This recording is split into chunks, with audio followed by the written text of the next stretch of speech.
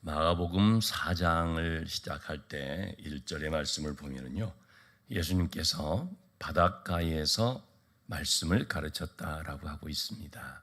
그래서 배에 올라 조금 육지에서 뛰고 말씀을 가르치셨는데 여러 가지 비유의 말씀을 통해서 우리 신앙생활이 무엇인가, 하나님의 나라가 무엇인가 하는 것들을 가르치는 것이죠.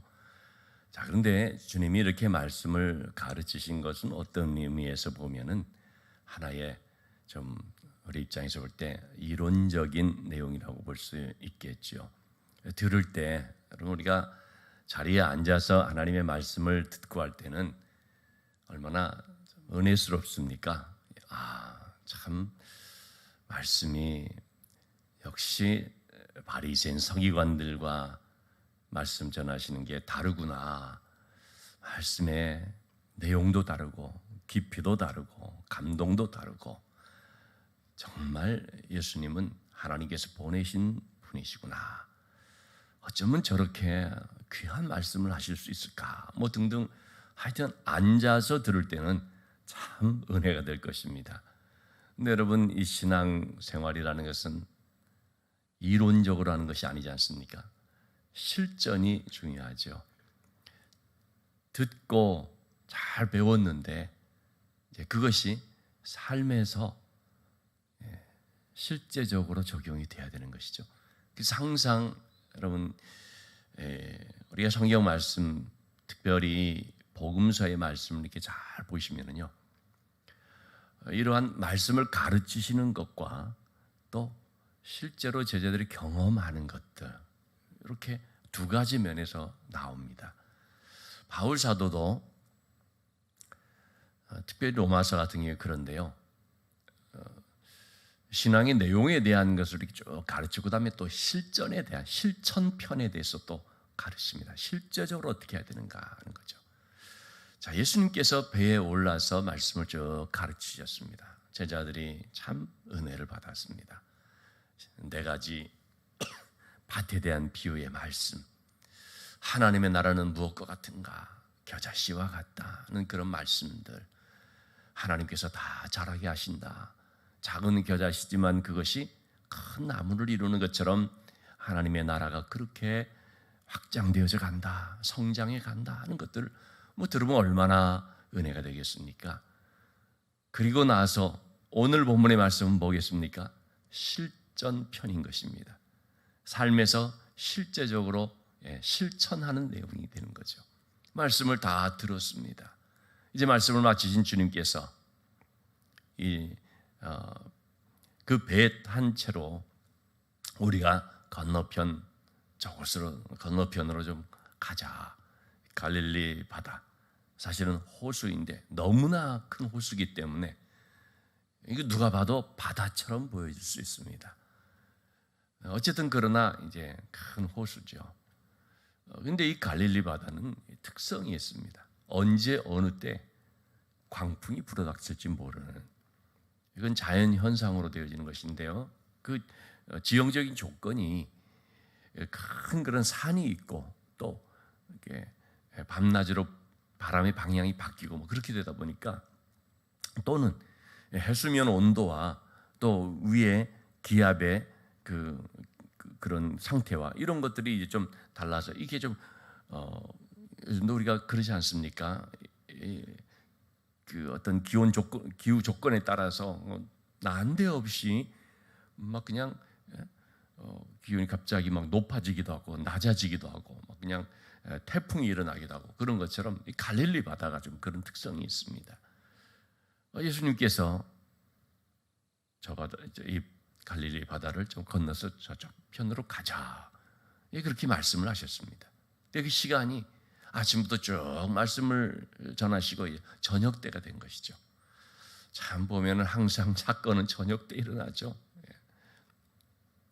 그 저녁 때 이제 바다를 건너서 가자 말씀을 하셨습니다. 우리 36절에 보시면 그들이 무리를 떠나서 예수를 배에 계신 그대로 모시고 가매 다른 배들도 함께 가더니 자 여러분 여기에 한 가지 오늘 성경의 말씀에서 분명히 보여주고 있는 것이 있죠. 뭡니까?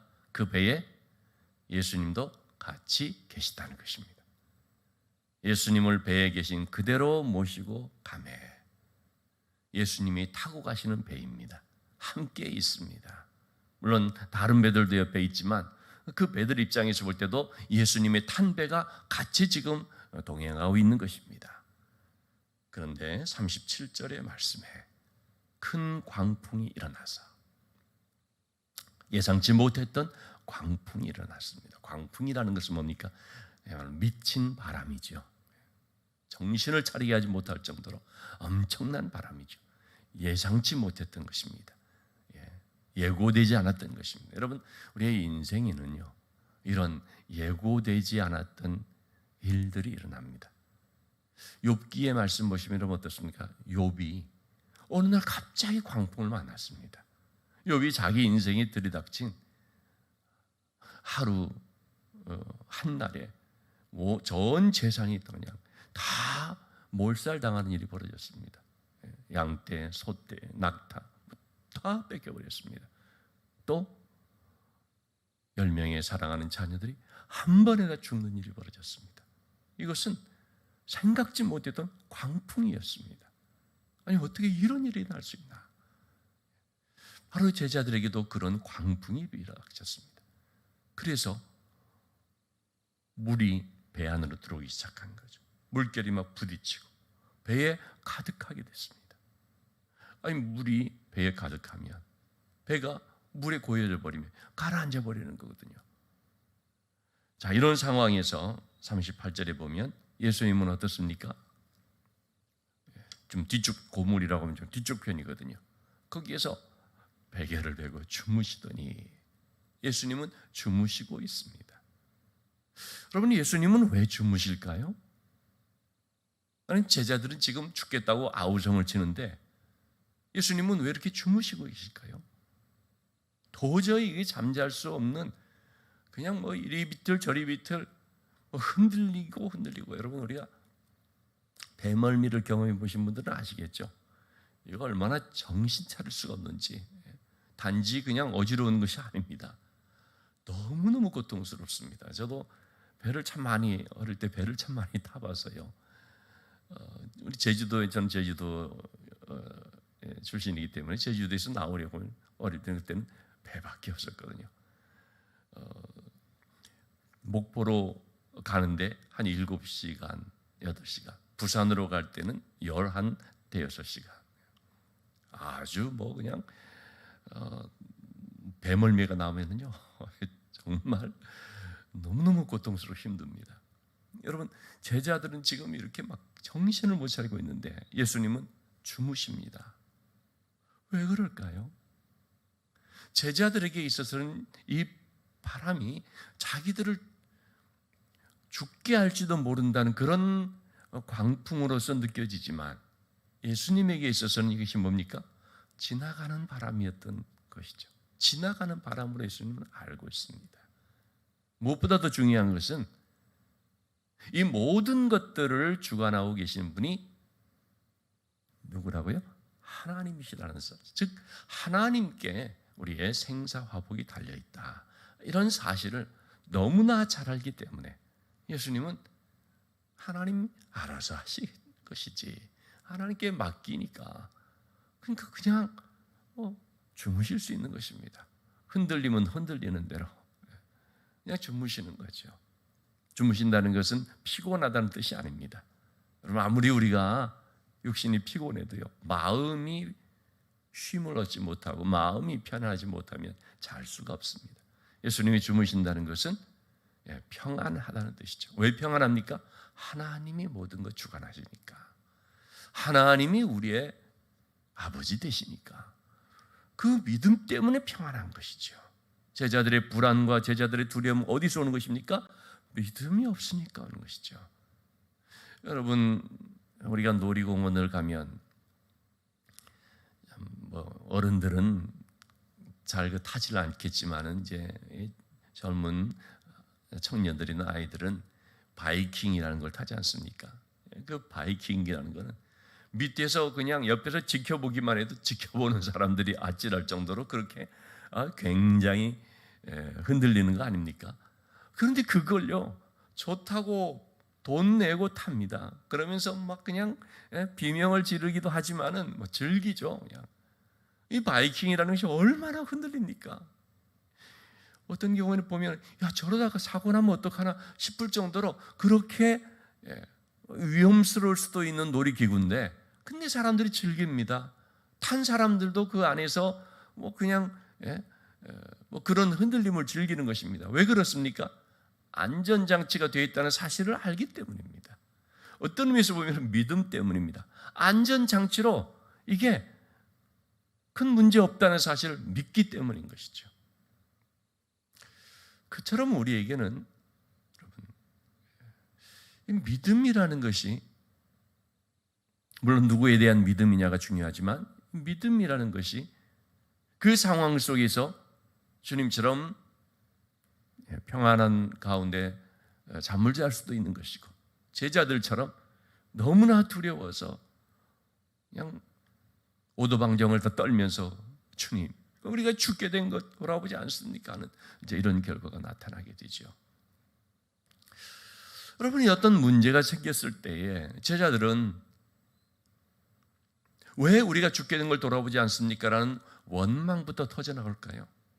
어떤 문제가 생겼을 때 하나님께서 이 모든 것들을 주관하시기 때문에 우리가 하나님께 맡기자는 그런 믿음의 반응이 아니고, 또는 하나님 저희를 도와주세요라고 하는 기도하면서 나가는 것도 아니고, 이렇게 원망부터 하는, 두려움에만 빠져 그냥 불안해만 하는 이러한 식으로 될까요? 출애굽한 백성들이 광야로 나왔지 않습니까? 그 과정에 얼마나 놀라운 일들을 경험했습니까?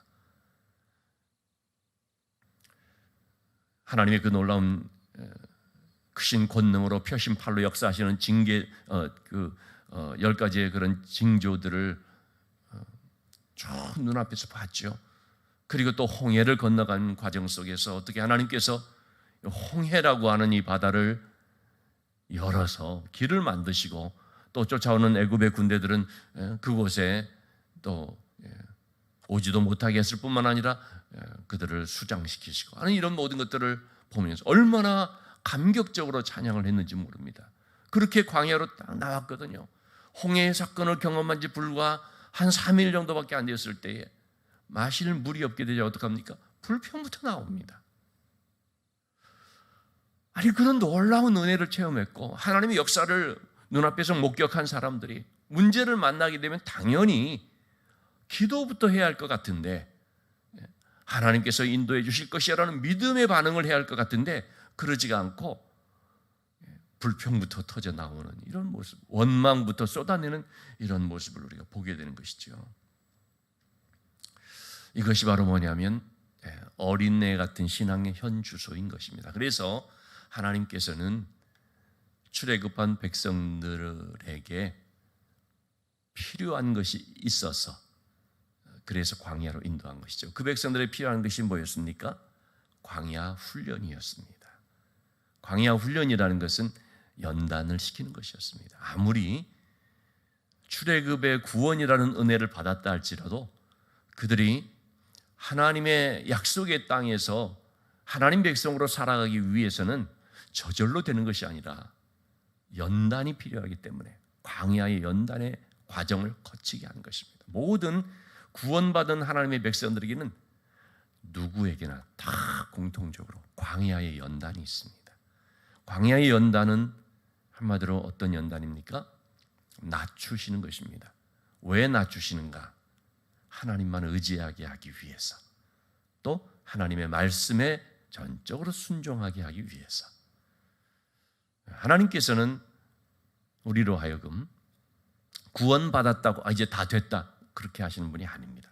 우리가 자녀들이 태어나면 엄마가 뱃속에서 10달간 고생하면서 너 이제 낳았으니까 이제 엄마는 할 거 다 했다, 네가 알아서 커라, 그런 사람이 있습니까? 아무도 없죠. 태어나면 그때부터 이제 엄마 아빠는 책임지고 이 자녀를 기르기 시작합니다. 이 자녀가 생명을 가지고 태어났지만 혼자서 살아갈 수가 없습니다. 그래서 성장이 필요합니다. 이러한 성장의 과정이 바로 연단이라고 할 수 있습니다. 모든 구원받은 하나님의 백성들이요 반드시 다 광야의 과정을 거치게 되어 있습니다. 연단을 통해서 성장해 갑니다. 어떻게 해요? 하나님만 의지할 수 있도록, 하나님 말씀에 순종하도록 그렇게 훈련을 시킵니다. 그런 다음에 약속의 땅인 가나안으로 가서 그 땅을 정복해가는 이 정복 전쟁의 그런 과정을 승리로 이끌어갈 수 있는 것이죠.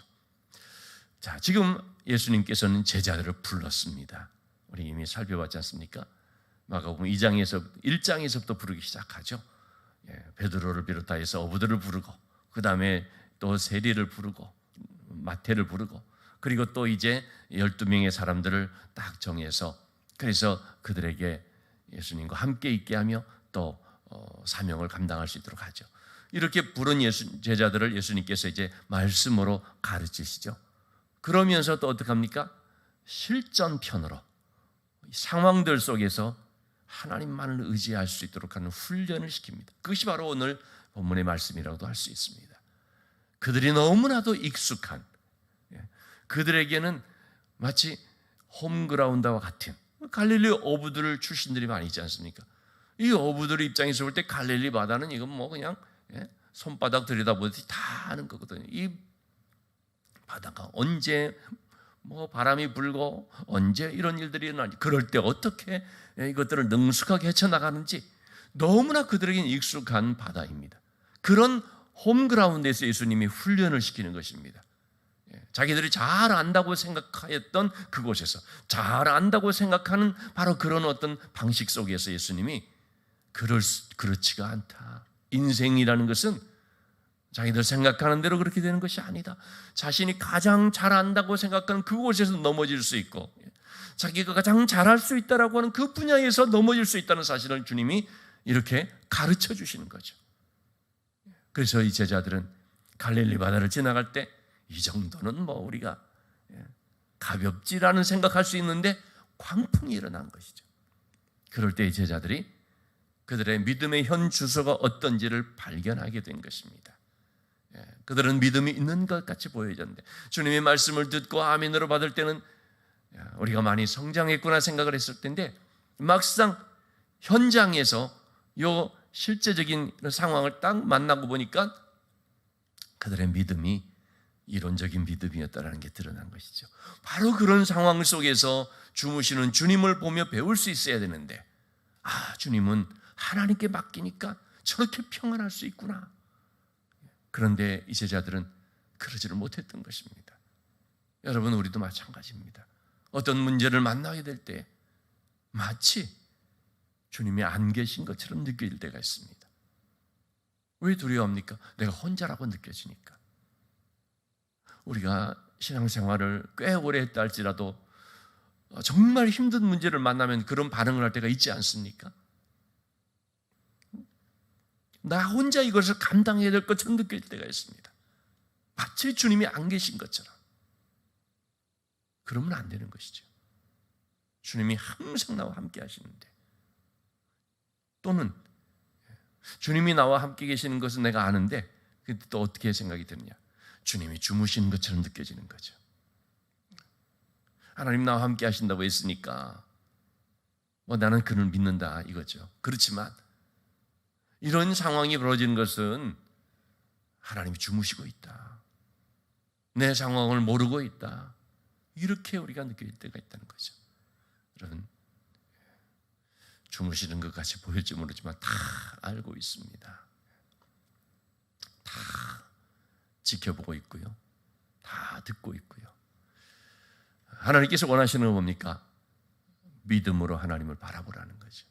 그 풍랑이 한복판 속에서 풍랑만 보지 말고 그것을 주관하시고 다스리실 수 있는 하나님을 바라보라라는 말씀이죠. 그래서 하나님 앞에 엎드려서 하나님의 도우심을 구하면서 기도하라 하는 것이 하나님의 메시지라고 할 수 있습니다. 주님은 제자들 앞에 주님이 어떤 분이신지를 보여주셨습니다. 39절의 말씀에 예수님께서 깨어서 바람을 꾸짖으시며 바다들을 이르시되 잠잠하라 고요하라. 주님은 말씀으로 명령하셨습니다. 그러자 40절 말씀 제자들에게 그러자 바람이 그치고 아주 잔잔하여졌죠. 주님의 말씀대로 그대로 바람도 순종하고 파도도 순종하고 주님 말씀에 그대로 이루어졌습니다. 우리에게는 바로 이러한 순종이 참 필요합니다. 주님 말씀하시면 우리도 순종할 수 있어야 되죠. 이것이 바로 믿음인 것입니다. 하나님 말씀에 그대로 순종하는 것이, 순종의 크기가 믿음의 크기입니다. 순종은 한마디로 뭐냐? 믿음은 한마디로 뭐냐? 순종인 거죠. 자, 이렇게 주님이 잠잠케 하시게 하고 나서 제자들에게 말한 것이 40절에 너희가 어찌하여 이렇게 무서워하느냐? 어찌 믿음이 없느냐? 무서워하는 것은 믿음이 없음 때문인 것을 말씀해 주고 있습니다. 인생의 풍랑을 만나는 것 있을 수 있습니다. 문제는 뭡니까? 믿음이 있느냐 없느냐라는 것입니다. 우리 인생이 풍랑이 있느냐 없느냐가 문제가 아니고요. 모든 사람들에게 다 풍랑이 있습니다. 지난 주일에도 말씀드렸지만 수고하고 무거운 짐진 것이 바로 인생입니다. 좀 살만한데 왜 이렇게 짐이 많은지, 이 정도 지났으면 뭔가 좀 짐이 덜어져야 할 것 같은데 여전히 또는 새로운 짐들이 나타나는 이것이 바로 수고하고 무거운 짐진 우리들의 모습입니다. 인생에 여러 가지 풍랑이 오고 갈 수 있습니다. 문제는 믿음이 있느냐 없느냐라는 것이죠. 어떤 믿음입니까? 하나님이 모든 것을 주관하심에 대한 믿음입니다. 하나님께서 우리의 모든 삶을 맡아주심에 대한 믿음입니다. 하나님을 찾고 하나님을 의지함으로써 모든 것을 맡길 수 있는 바로 그런 믿음입니다. 주님은 제자들에게 바로 이 믿음을 말해주고 있습니다. 사실은 그래서 이 내용은 주님이 제자들을 훈련시키는 과정이었다고 볼 수 있죠. 말씀을 들었는데 실제 삶에서 하나님을 전적으로 신뢰하고 또 순종하고 그리고 어떤 두려움의 상황 속에서 믿음으로 감당해 나갈 수가 있는지 바로 그것을 주님께서 훈련시키는 것이었습니다. 여러분, 우리의 삶에서도 마찬가지죠. 여러 가지 일들을 만나게 됐을 때 우리가 오직 나와 함께 하시는 하나님이 계신 것을 믿고 그 하나님을 의지하면서 두려워하지 아니하고 믿음으로 그것을 이겨나갈 수가 있는가? 지나가는 바람이라는 것을 알고 그 시기에 믿음으로 하나님 앞에 전적으로 맡기고 평안한 가운데 이것들을 감당해 나갈 수가 있는가?